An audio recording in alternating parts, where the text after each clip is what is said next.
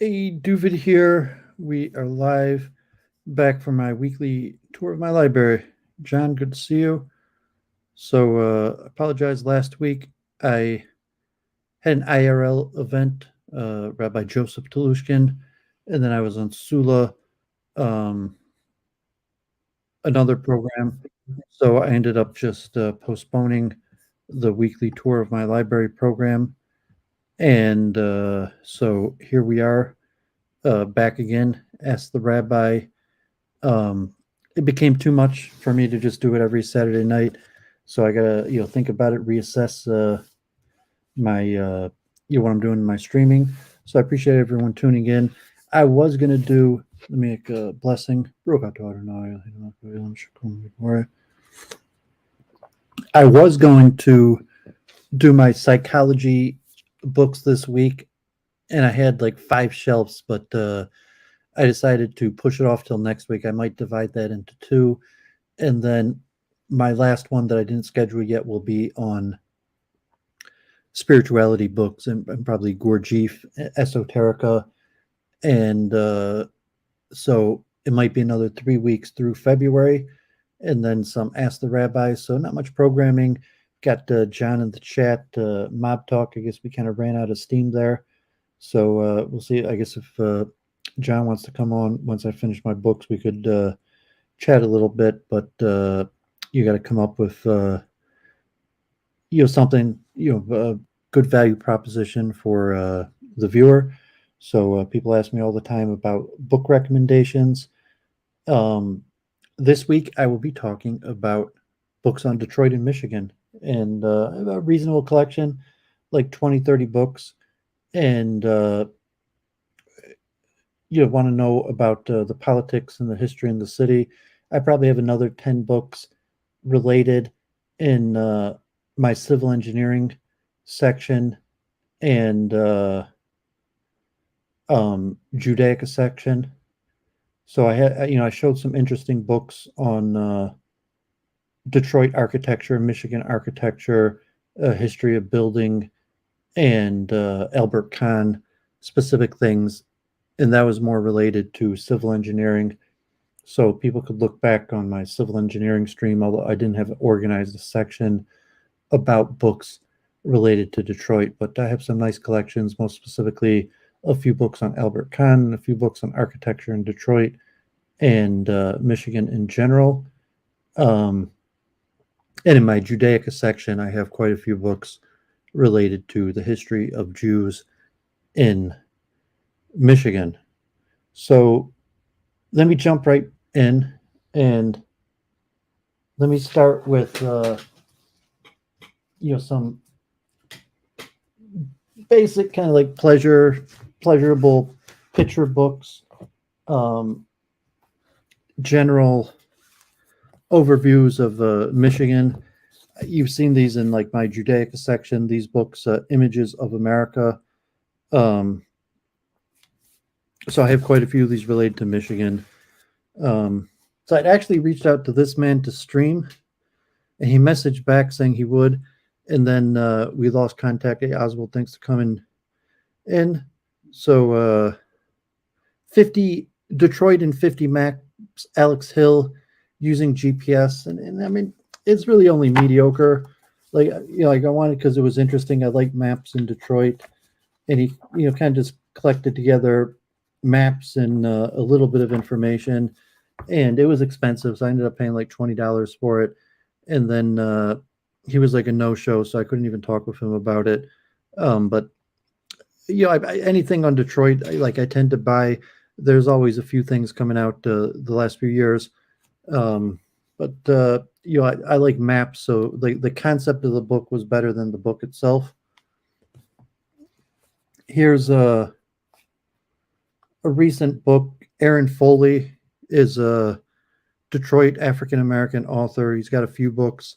This is his book, The Detroit Neighborhood Guidebook, talking about the various sections of Detroit for people who know, Detroit, like the Caz Corridor, various sections, a little bit of tidbits in history, and I actually have this one autographed. So I think I was at an event I forget if it was a Jewish event or another event, but I was at an event and he spoke there, and I bought his book and got it autographed. And Foley's a semi-popular Detroit author. He's written a few books. This one I keep as reference. I've hardly used it. Michigan place names. The history and founding of naming of more than 5,000 past and present Michigan communities. So all sorts of names like Detroit itself and various, Charlevoix, Charlotte, Pontiac. Um, a lot of them have a history, interesting history. A lot of them are Native American, French. Even the term Detroit itself is a French word for the river, and so good reference book, basically a dictionary. People here in Metro Detroit probably know Cranbrook, the famous school in Bloomfield Hills, going back over 100 years. It has the Art Academy and an elite private school, and has a planetarium and a whole bunch of museums, and it's a huge academy, and it's an elite private school. And they also have like a living in art academy and various museums. So this book is like a history and tour guide for the various facilities. Here, my parents gave me these books, kind of cool books, Birds of Detroit. I actually have a whole bunch of these type things for sale, Birds of North America, but the ones Birds of Detroit, I kept. My parents are a little bit of bird watchers, and they have like exotic bird feeds. And I was just watching this thing like woodpeckers, I think it was in Detroit, and woodpeckers had stored like hundreds of pounds of walnuts in like a Detroit house, like abandoned Michigan property. But there's a lot of exotic birds, even that stay in the winter: hummingbirds, woodpeckers, your blue jays, redbirds, and so Birds of Detroit, cool book, and also Trees of Michigan, another good book, interesting book. Michigan's got nice trees, a lot of trees. Um, the fall season, leaf changing, nice colors, a wide variety of various type trees. And the state of Michigan has a lot of forests, so kind of just generic, good overview type book to, I'm sure all regions have it. And my dad likes geography. My grandfather was a metallurgic engineer, and my dad has books like this all over the nation. He's given me a handful of books like this, but I kept the one on Michigan in Detroit. And here, the Images of America. I've shown these books, and they're a popular publisher, and all sorts of books that has mostly just pictures with a little bit of caption on them covering history. So people in Detroit, in the summers, there's the famous Dream Cruise because Detroit's the Motor City, and cars, the home of the automobile. So every summer, there's a weekend where people roll their collectible cars. They drive it down Woodward. So it's a big popular thing in Detroit to have collectible cars, and a lot of people hardly drive them, but you like souvenirs, or to occasionally drive to special events, or just because they think it's cool, or memories, because the automobile is a central thing of Metro Detroit. So the Dream Cruise is one of the most popular events yearly in Metro Detroit, where all sorts of people drive their antique fancy cars down the main thoroughfare. So original history pictures of the Dream Cruise. Here's General Motors, a photographic history. So obviously, you're home of Ford, Chrysler, General Motors, the big three, the former big three in Metro Detroit. So General Motors has been around for over 100 years, and there's tons of, hundreds of various factories, the headquarters, the skyscrapers in Detroit. Eventually the General Motors headquarters was in New York City, but all sorts of factories, now abandoned factories, were like urban explorers, and God Forbid American Decay. So I interviewed Caleb from American Decay. He's been back after a hiatus, putting out videos again. But yeah, the nice history of General Motors facilities, office buildings, and there's a lot of them all over Metro Detroit. A lot of them still in use today. A lot of them no longer in use. Another similar Detroit City of Industry history, going back longer, than just the automobile, or more general than just the automobile, of factories and various things in Detroit. Detroit Police Department. So, obviously Detroit itself, I forget the number of districts, but Detroit itself is divided into tens of various precincts. And then there's historical precincts. There's, the newer modern police headquarters that, like the Black Lives Matters protest, had protests outside of a few years ago. Historical Detroit precinct buildings going back hundreds of years to the various buildings. So interesting collection. Birmingham, Michigan. Duvid went to high school, the Roper School in Birmingham, one of the nicer suburbs of Metro Detroit. And historical Birmingham was settled a long time ago, and has nicer buildings, nicer houses. It's one of the nicer suburbs till today of Metro Detroit. And the Chrysler Heritage of Photographic History. As I mentioned, General Motors and one of the early competitors, Ford, Chrysler, General Motors.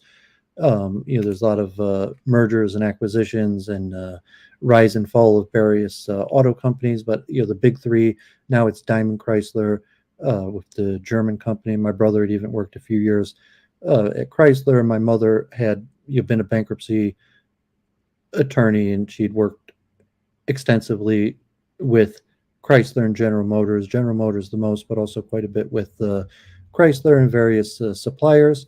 It's all good, basic stuff to know about the heritage of Detroit.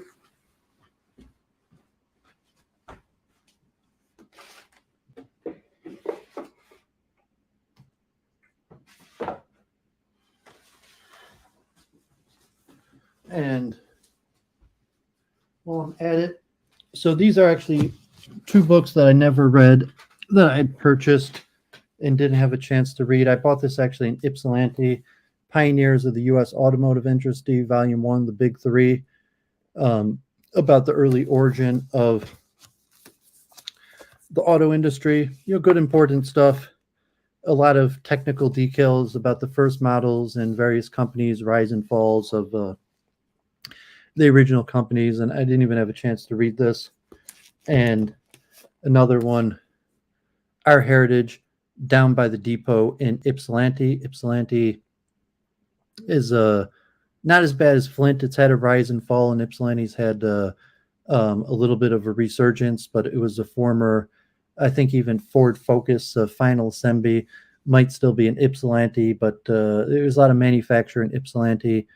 And so a little history of Ypsilanti. Here, pretty interesting. I've mentioned the mass movement in Detroit of here's Detroit historical places of worship. That includes a few synagogues, but mostly churches, a lot of Catholic churches. I mentioned the mass mob movement that every month did mass in mostly abandoned churches. And there is a lot of like fancy Catholic churches in Detroit going back 100 years, and as Jews moved into the suburbs. So this one starts 1848 and is divided by year, and has a little bit of a history story of the rise and fall of the various neighborhoods. I saw Charles Moskowitz just had E. Michael Jones on, and his classic book on the abandonment of cities.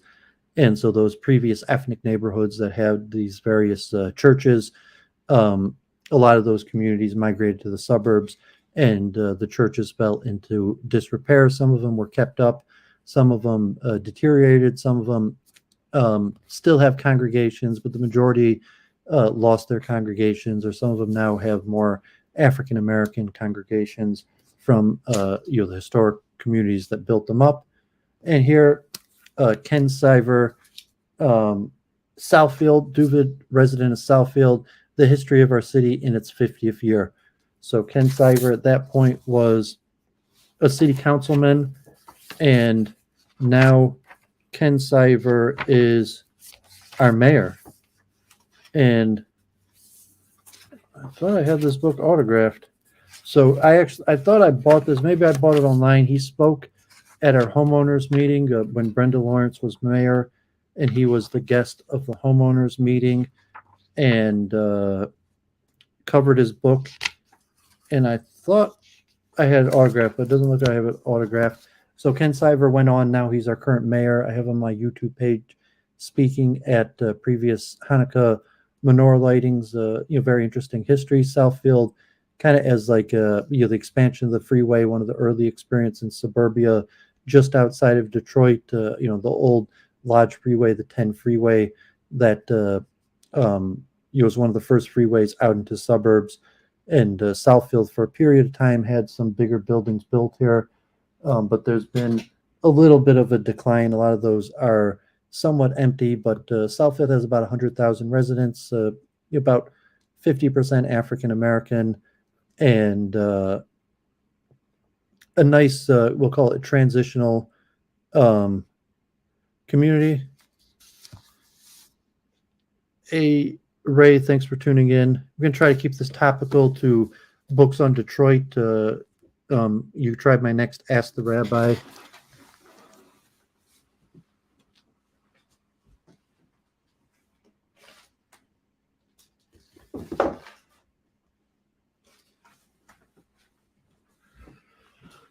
Okay. Yeah, so I have 3 more sections of books. So here's various history of Detroit and Michigan, I guess ethnicities.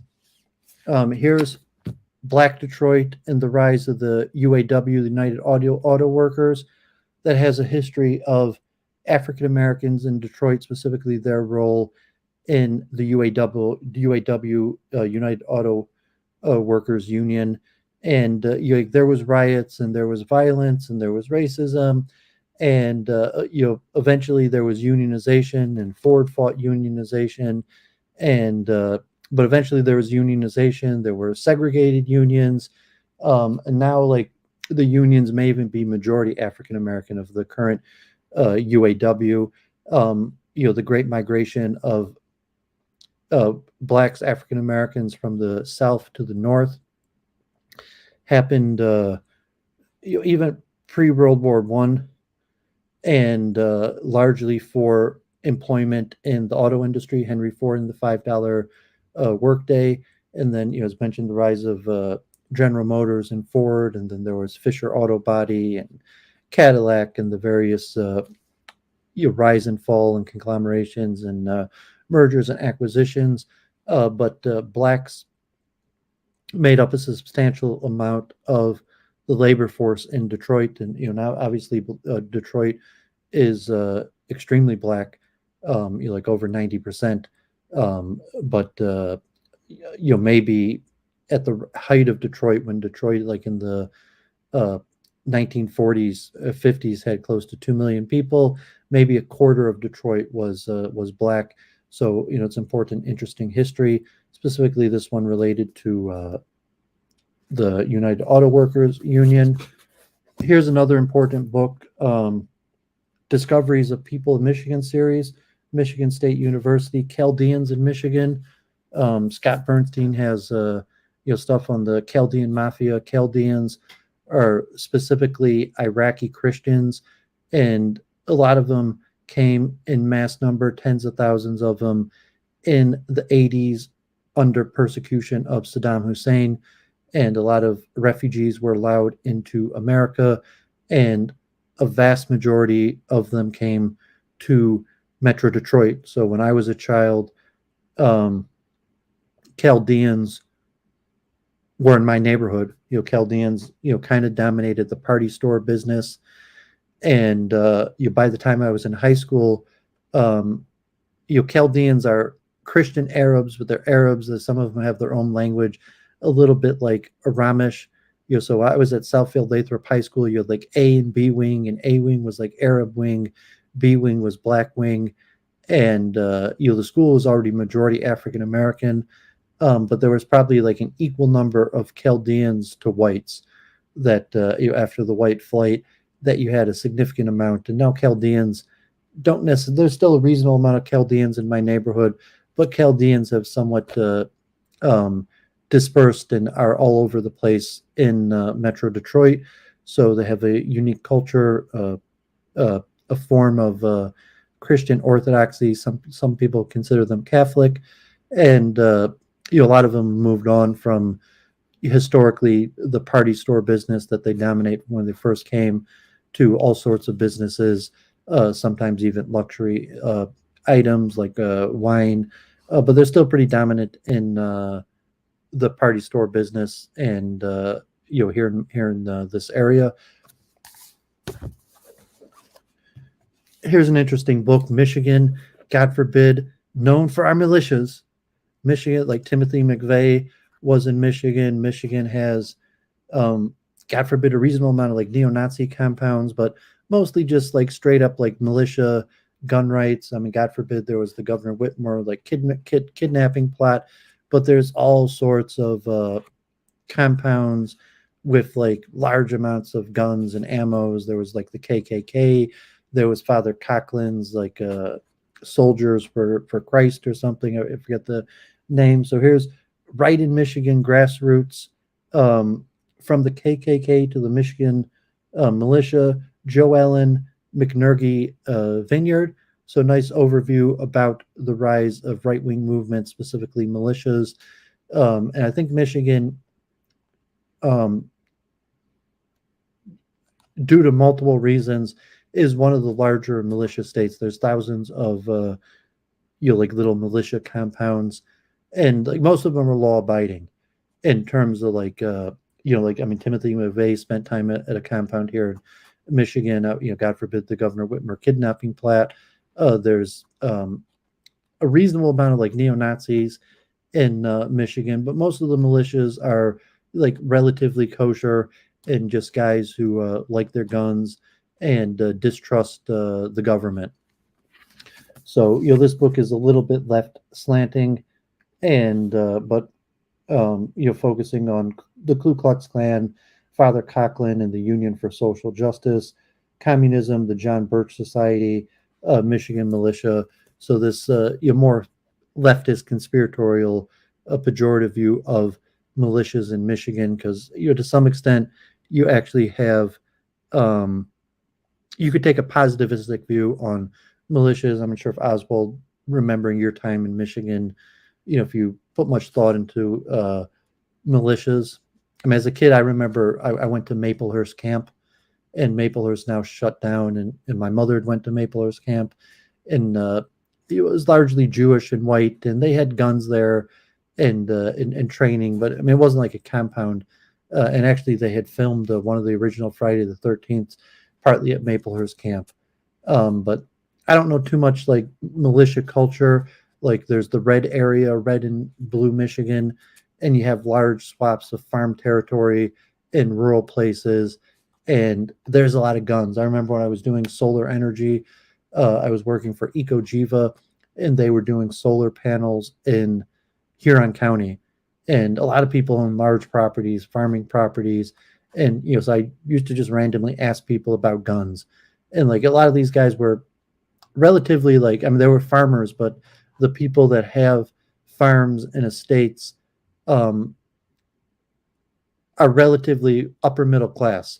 Like, and some of them are even multimillionaires, the families that have maintained large estates and farms, and might be hogs or apples or cherries or various things that are harvested here in Michigan. And people will be like, yeah, they got like 100 guns, like tens of guns.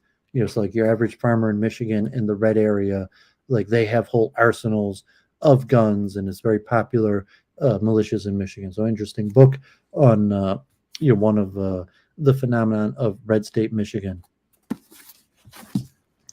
Another good book Asian Americans in Michigan, Voices from the Midwest, um, talking about various sects of Asian groups when they came to Michigan, the experiences that they've had, and it has quite a few articles. Some of them covered uh, various sections of Hindus. I think I bought it because it had even sections that specifically I was interested in, but all of the stories were interesting.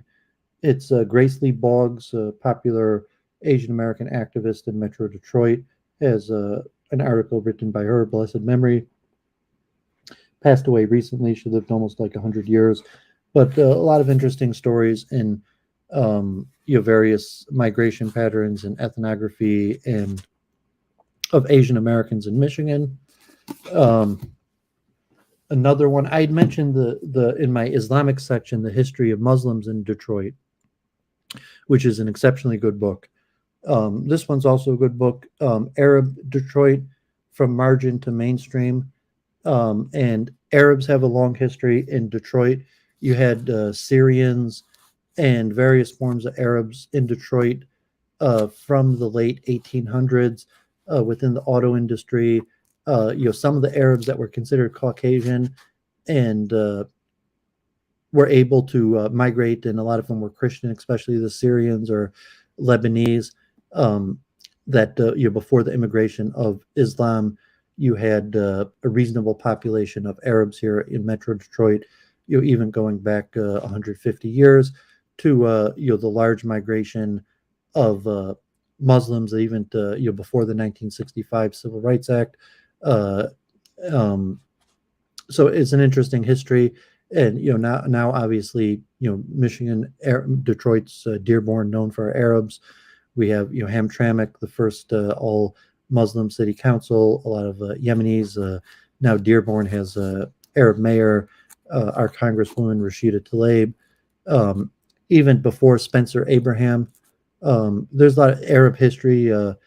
People that changed their name, or maybe you wouldn't have known that were Arab. I think the state senator, even as a Republican, Spencer Abraham, was Arab.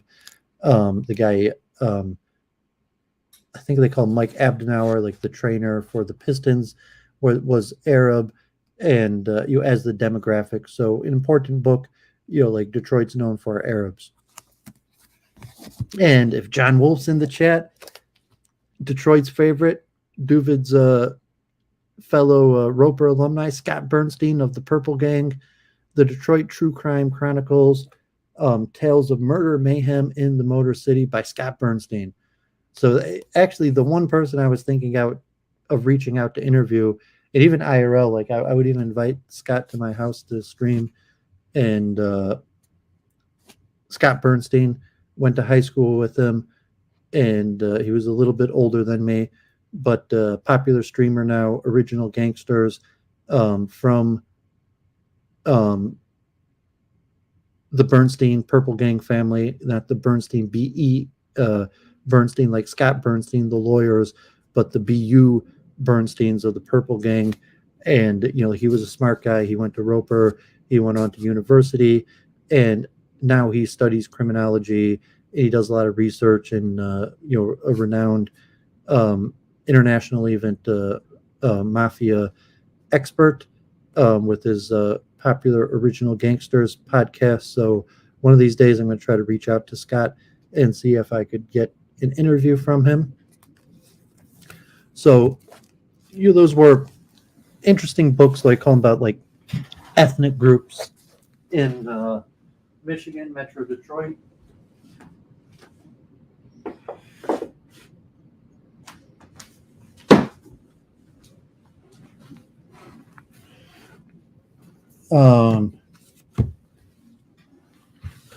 So here's a few books on religion in Detroit. Here's Churches and Urban Government in Detroit and New York, Harry Pratt, that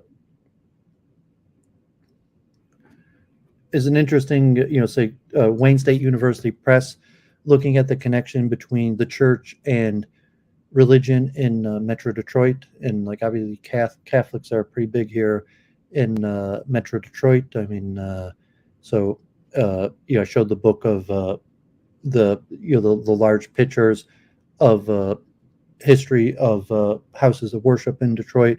So this one's more academic, looking at the connection between urban governance. This book was actually put out by the diocese itself, Seasons of Grace, A History of the Catholic Archdiocese of Detroit. And, it's an interesting history of the Catholic Church in Metro Detroit, from their own publishing house, and, the long history of the first diocese, the first Catholic Church, to the governance and, times of crisis and transformation within the Catholic Church in Metro Detroit. Seasons of Grace, A History of the Catholic Archdiocese of Detroit, by Leslie Woodcock Tentler. And here was an interesting subject. The Michigan Jewish Historical Society gave me a copy. They had two, Sinai Hospital and the end of the North End Clinic. Anyone here in Metro Detroit knows that Detroit used to have a Sinai Hospital, a Jewish hospital, and it was sold. And now there's still Sinai Grace, and it's ran by African Americans. There's the Jewish Fund, which has tens of millions of dollars and gives grants and charity, was created by the sale of Sinai Hospital. And the Jewish hospital was created. Detroit was one of the later cities to get an actual Sinai Hospital. And there was politics around the creation of it. So a little pamphlet about the history of the creation of Sinai Hospital in Metro Detroit. Important history.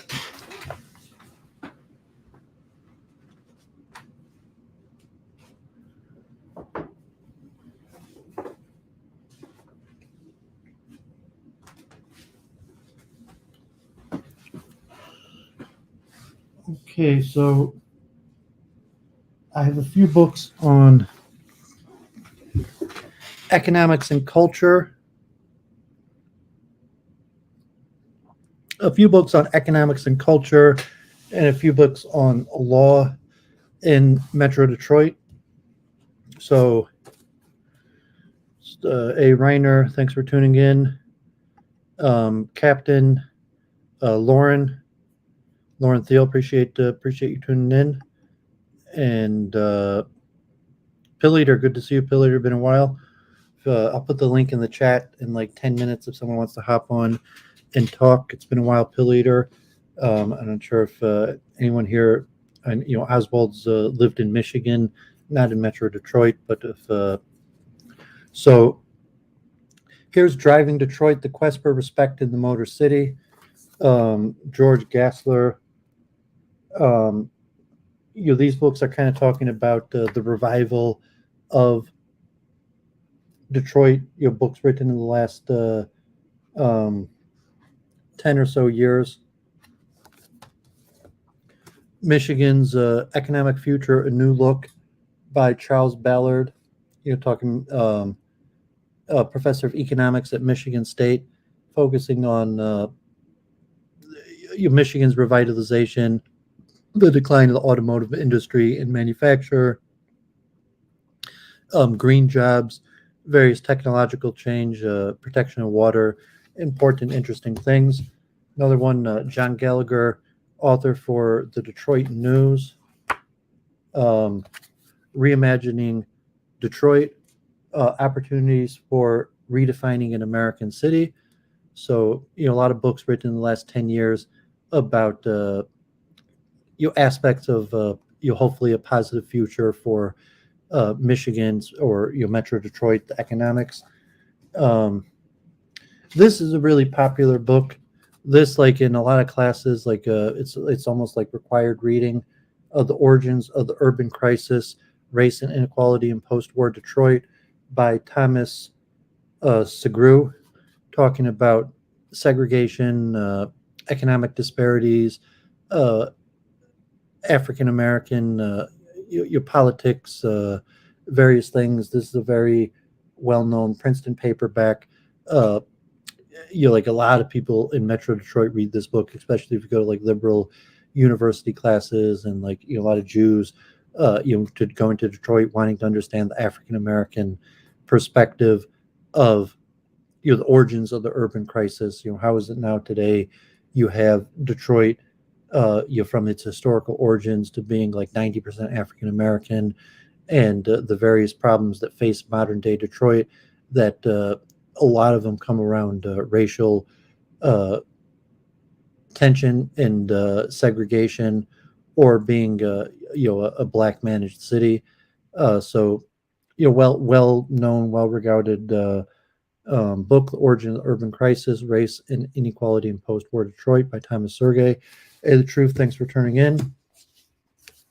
This one, Detroit News columnist, Detroit American Autopsy, Charlie LeDouf, from one of the few whites that remained in Detroit, and popular writer for the Detroit News that kind of covered like crime and cultural stuff, and focused on a lot of criminal activity, like murders and unsolved crimes, and a lot of God forbid, the negative aspects, corruption in Detroit. The Kwame Kilpatrick, Monica Conyers, and so he was, I'll call him, controversial writer for the Detroit News, but he uncovered a lot of corruption and reported about a lot of like unsolved murders and police corruption, fire corruption, and various things.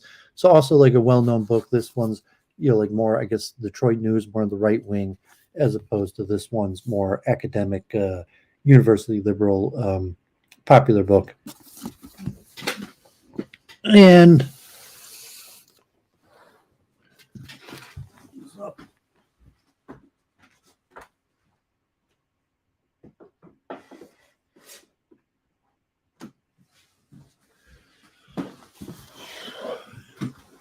a handful more.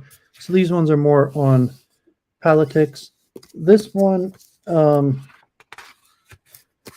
I got autographed. People Like Us, the new wave of candidates knocking at democracy's doors. And the author's not actually from Detroit.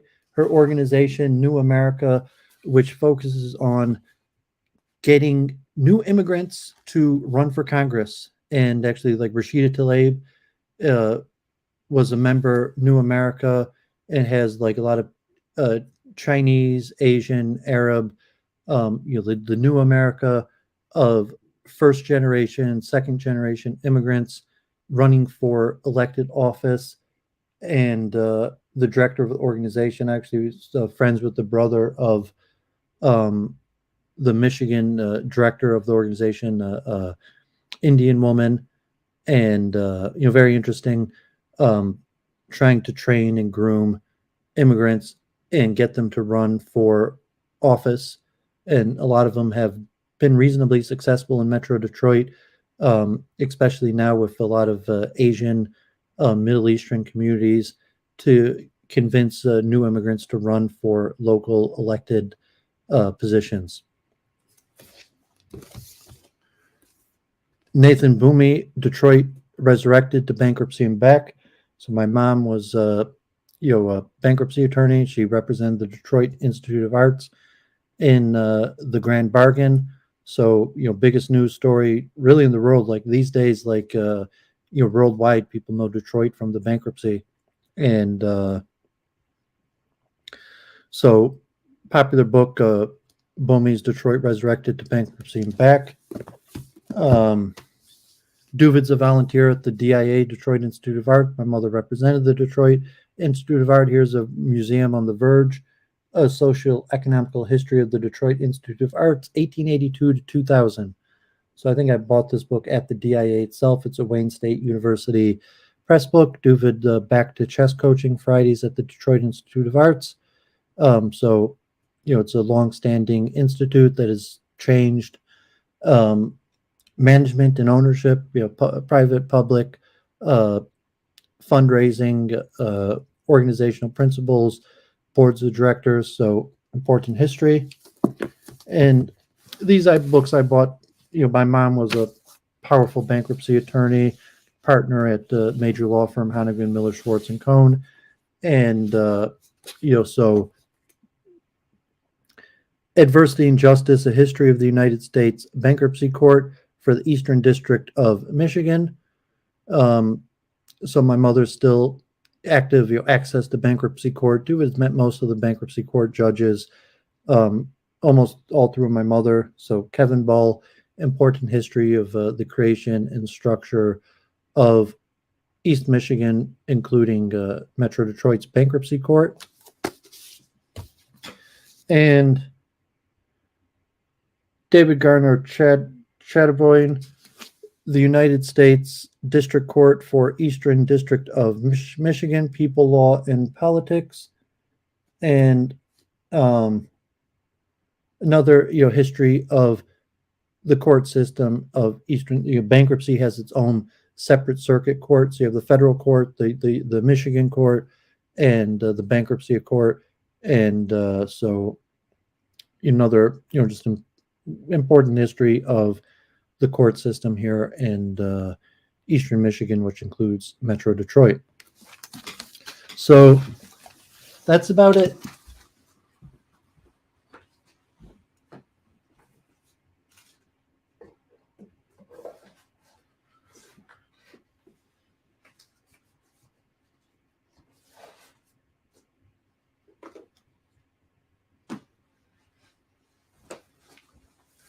So you're not a huge selection. There's really not that many great books on Detroit. As I mentioned, I had more in my civil engineering section and Judaica section that are more about engineering, architecture, urban planning, or Jewish related. So I put the link in the chat. Oswald, Zondervan Christian Publishing in Grand Rapids. I know there's, no, I'm not sure if I'm familiar with them. I know there's a lot of private colleges in Grand Rapids. Grand Rapids is a major center in Michigan. I guess maybe that's where Oswald has spent some time before. I've been to Grand Rapids a handful of times, but no, I don't know that much about Grand Rapids, and I don't think I have any books from this Christian publishing. Occasionally at various events, you'll see people from Grand Rapids. Most of what I know from Grand Rapids are my Indian friends from University of Michigan or the Hindu temple that after they graduated found work on the eastern side of the state and then would make their way back to festival and events, or maybe eventually found their way back to Metro Detroit. Not too many Jews in Western Michigan because that established Jewish community. Most Jews want to be in the multicultural Metro Detroit and the Jewish center, although Indians are more likely to take jobs. So there's a lot of employment opportunities specifically for engineers in Eastern Michigan. So when I was graduating University of Michigan, and I was part of the ISKCON and Bhakti Yoga Club, and I knew a lot of Indians graduating University of Michigan, and there was a lot of demand.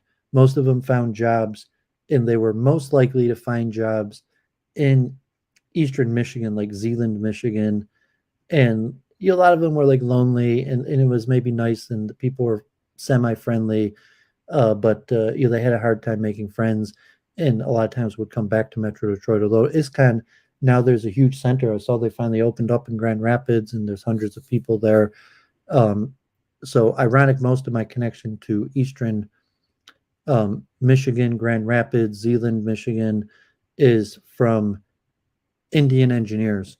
And, so it's to some extent the economy of Eastern Michigan is booming. And somewhat Grand Rapids, I think like Zeeland's one of the main area for industrial, a lot of factories, a lot of automotive parts are actually made by Lake Michigan. The Crucible, Andrew Wilson, is out there on Lake Michigan, on the West Coast. I think he's also an engineer. I'm not sure if he does something with manufacturing jobs or if he works with a bunch of Indians. But you see like the success of the Crucible.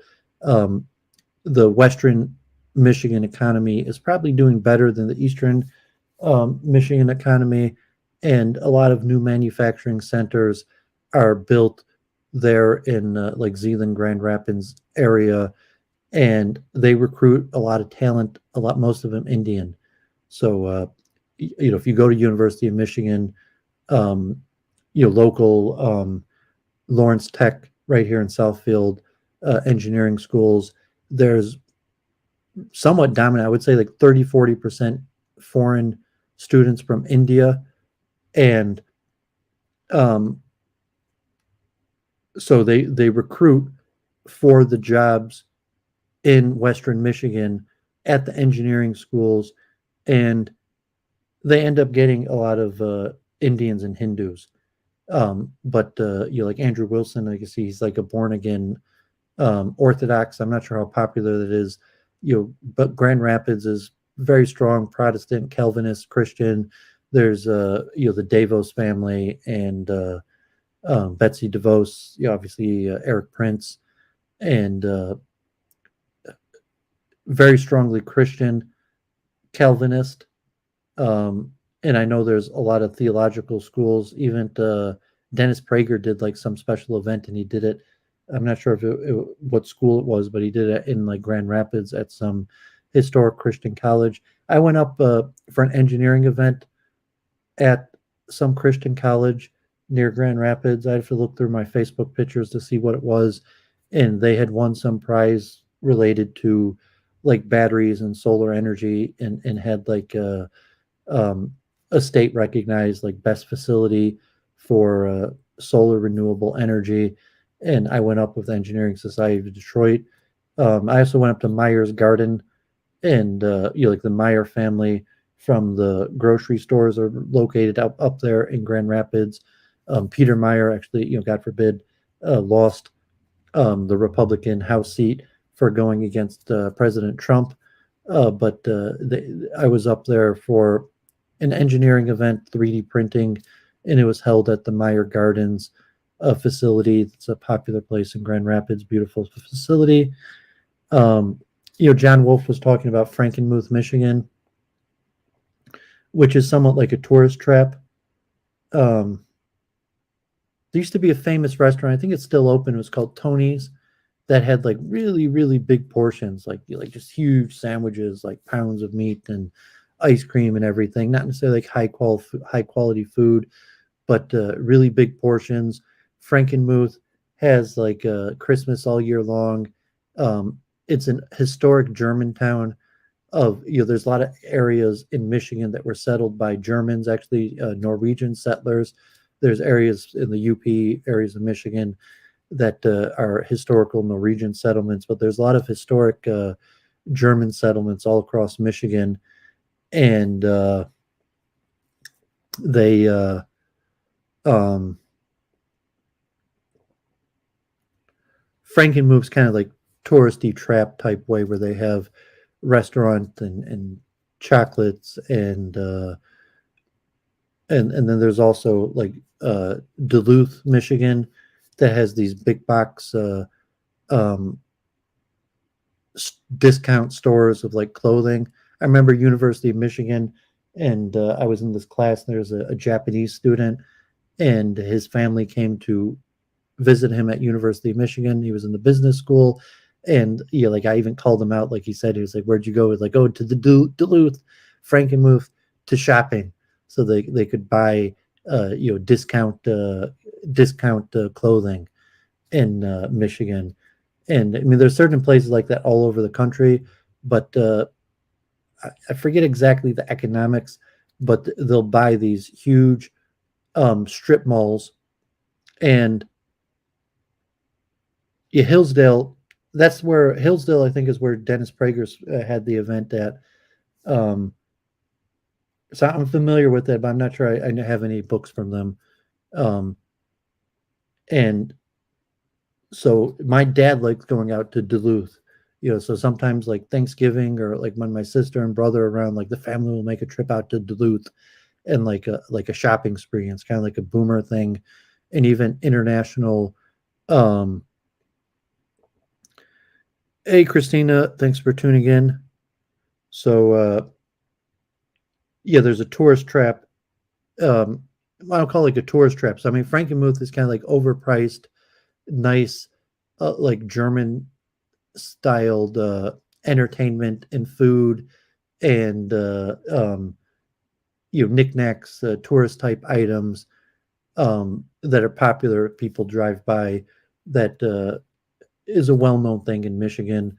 And then near that there's the huge shopping centers where you have just these huge discount clothing store that you can get reasonably high quality clothing at discount prices. I was mentioned that this um, Japanese student I was friendly with in University of Michigan, that his parents came to visit him at University of Michigan, and they had a day like they could have done something. They went to Duluth near Frankenmuth to purchase a bunch of like goods, cheap goods, to bring back to Japan.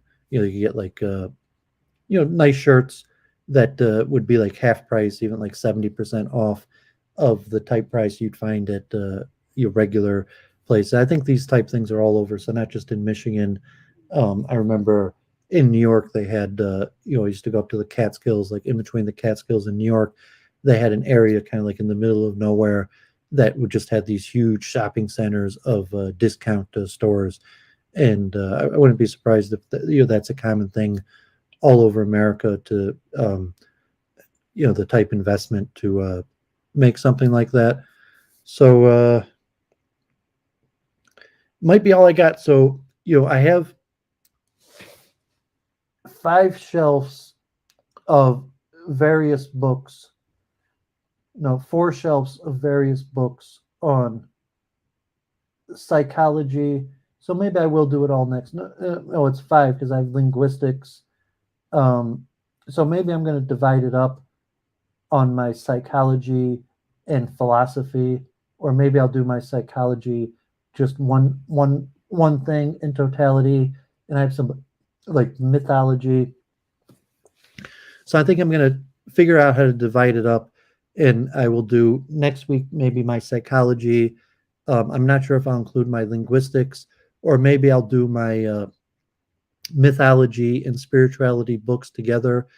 Um, so I will wrap up the tour of my library in either the next 2 or 3 weeks, and I'm going to try to go on to putting forward some of my own research about the multiple truth hypothesis, theory of consciousness. I'm not sure if I'm going to end up going to, God forbid, it's a lot of money, the Science of Consciousness conference in Sicily this year in May. So I still want to go. You have to start looking into it. You probably got to buy the plane ticket reservation a good few months in advance. So probably by like March, if I'm going to do it, I will have had to finalize. So I'm going to pay my taxes. So hopefully the next few weeks I'll get my taxes in, and hopefully I'll make a decision, and maybe I'll end up going to the Science of Consciousness conference. But either way, like, I bought the StreamYard's year subscription. I got Duvid.com. It's up. I haven't started writing again. I'm doing a lot of research. If anyone follows Week in Review on various topics, the origins of the scientific revolution, the creation of modern physics and calculus, dualism, panpsychism, philosophy, and I want to get back to promoting and advancing the multiple truth hypothesis. So after I finish with my tour of my library, I hope to stream weekly, or about almost weekly, at least bi-weekly, on specific stuff related to my research. And also, I would like to continue with my Ask the Rabbis. So I have one more in my history section that I'm going to do on the history of the yeshiva system. And then I have those Ask the Rabbis I planned out from a few years ago, and it will be a lot of me reading academic papers on the Jewish conception of the soul, the Jewish Gentile distinction, the origins of the Noahide laws, and the Jewish role in slavery historically going back to biblical times to modern times. And I wouldn't mind doing more interviews. Ralph was back. Ralph messaged me on Twitter, and so House of Comments.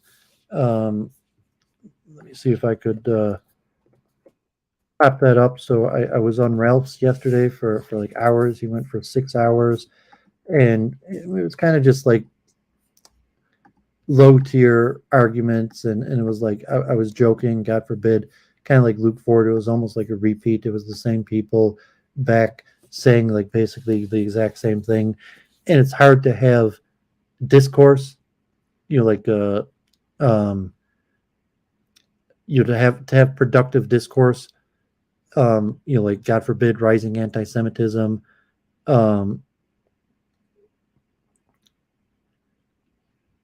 Yeah, I'm not sure about Dutton. Like, I mean, he's a pretty big name. He's making money. Dutton's even got like advertisement. He's almost like Ben Shapiro tier, where he's got like paid advertisements on his show. So I'm not sure if Dutton just like randomly pops on shows anymore. At the time, like I got him over a year ago. I mean, he was pretty big. He was getting big views. But like now he's even got like paid advertisements and stuff like that.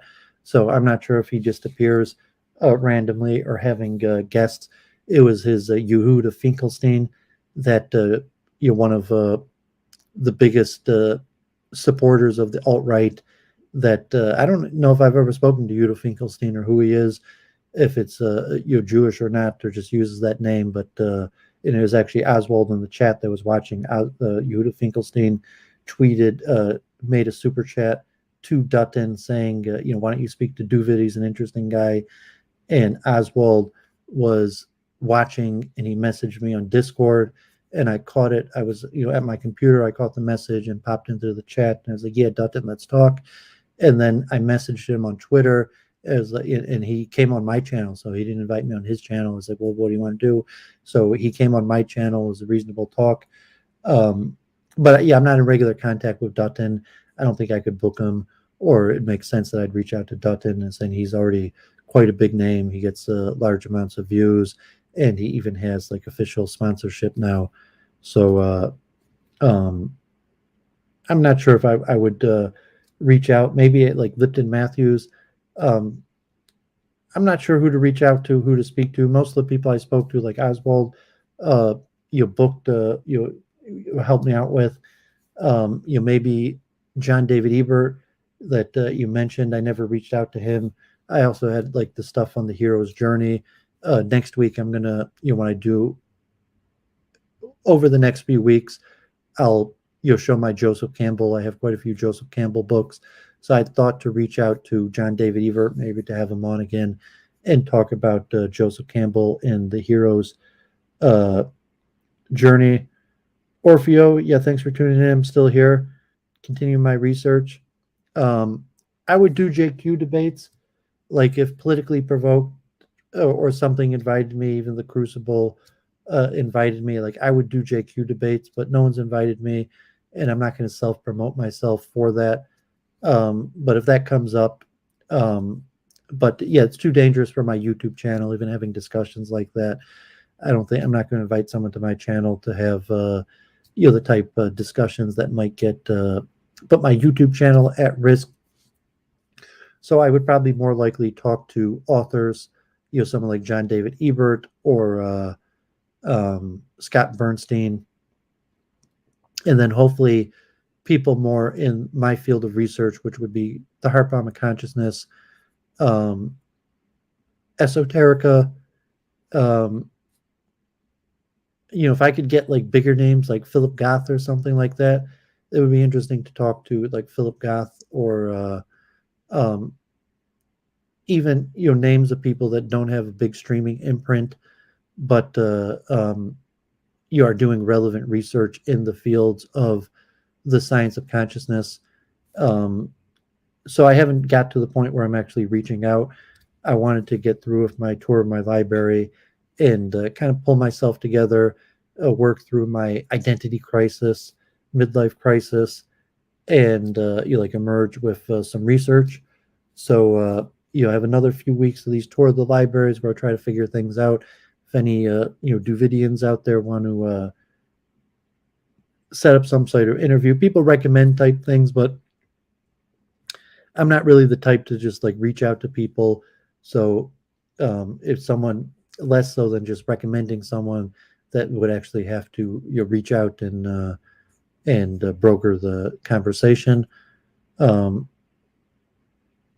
yeah, Oswald's been around for a while. Brokered numerous conversations, follows a lot of content in my Discord, and recommend a lot of material and names. Um, but yeah, because I don't have much time. Like I'm very busy with research. I have YouTube stuff. I'm watching courses and studying, and I have so many books. So just like a recommendation, like check this guy out, check that guy out. I don't have enough time to check people out, and because it diverts from my already overpacked schedule of study, and also like I should read this or look into this. Like I already have like hundreds and hundreds of books that like I've gotten and haven't had a chance to read. So to like I mean I like reading, but it's too much to just like check this guy out, read this guy, and so if someone else would have to somewhat like broker that for me. But I'm always willing to entertain new people, or basically I speak to anybody at this point. Anyone who's requested to speak to me, I basically said yes, whether it's an interesting program to put it on my own channel. I was on Sula last Wednesday, and Adder Weintraub. Um, I'm not sure if that's going to lead to any other conversations. Yeah, Tinkle, thanks for tuning in. Um, so it's tough to see what's going to be in the the near future of my streaming, but I'm still trying to make regular content. The only reason I didn't make a program last week was because Sula scheduled for Wednesday and Joseph Talushkin was also a Wednesday program, so I didn't think I was going to be able to do the tour of my library.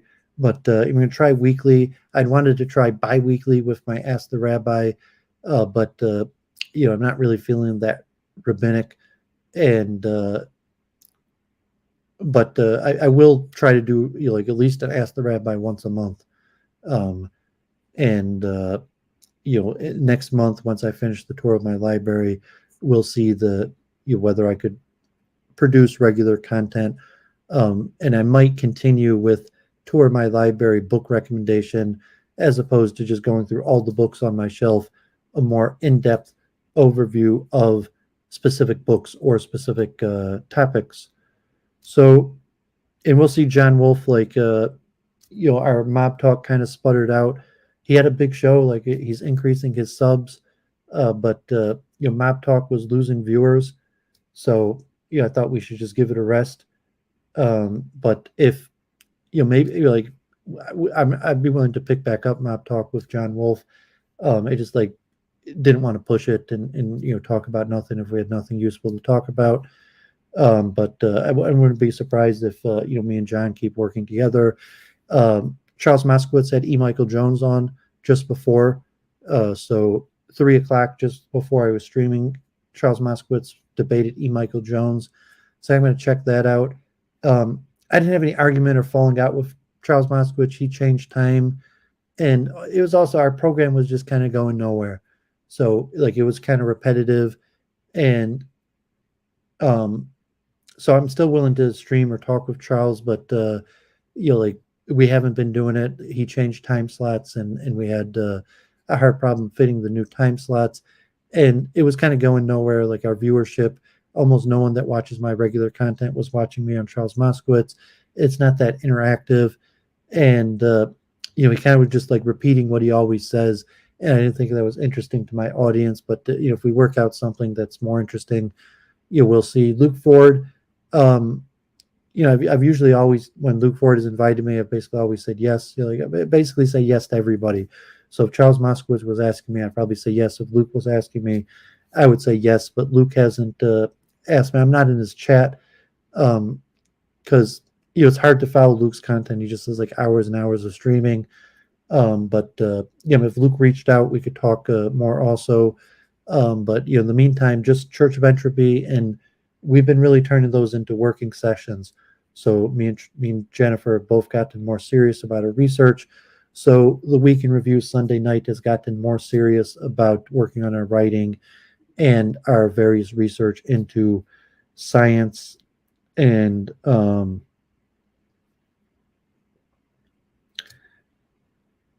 as well. I'm not sure about E. Michael Jones mentioning something on Soros. I mentioned like I actually have on my YouTube channel. I have IRL.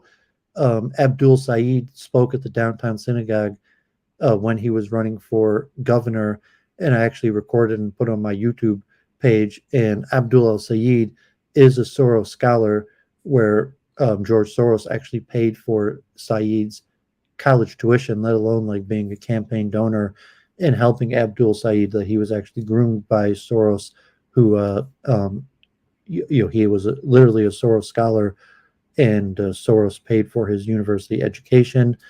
I'm not sure about marijuana and the connection to Soros. I mean, marijuana was on the ballot, so I'm not sure EMJ's conspiracy, if you want to call them, that would make sense. I mean, you were in Michigan. Marijuana was a public ballot measure, and like I don't think, even if George Soros donated money and favored marijuana legalization, I think it was relatively popular. It was a public ballot measure that Michigan voted for, not overwhelmingly, but I think it wasn't like 51%. It was pretty high, like 60% or something. And so I find it hard to um, believe, to call that. I mean, he might be on the side of marijuana and have certain reasons for his political agenda. Why I think, but I think marijuana has generally been very popular in Michigan. Marijuana prices are all-time low. Duvid hasn't smoked marijuana now for uh, quite a bit of time, but like now, like you can get marijuana all over the place. It's at all-time low prices, the highest quality, all sorts, like gummies and edibles, oils, like more potent stuff than you could ever imagine. Like Duvid was smoking, God forbid, marijuana, illegally in New York City for like a decade, and now the stuff is way more potent and higher quality than you could even imagine. So I don't think. I'm not familiar with George Soros' connection to that. I think it has widespread popularity here in Metro Detroit. I think even Detroit even legalized mushrooms recently, hallucinogenic mushrooms. But Duvid's too old to, at this point, you got a bit more serious with my studies, so I'm not really following that.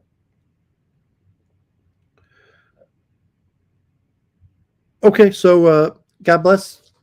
I'm going to sign off. Thanks for tuning in. Nice chatting, and hopefully I'll have the energy. I'll do my Ask the Rabbi this Saturday night, and we'll see you next week. And thanks for tuning in. Have a great night.